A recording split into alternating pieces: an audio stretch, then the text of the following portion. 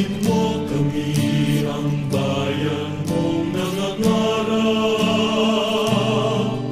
Gabayan mo po ang aming pagsisikap,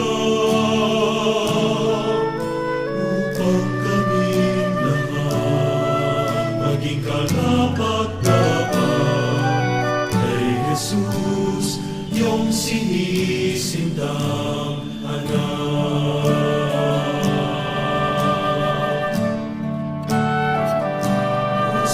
Jose, ikaw ang tunay na huwaran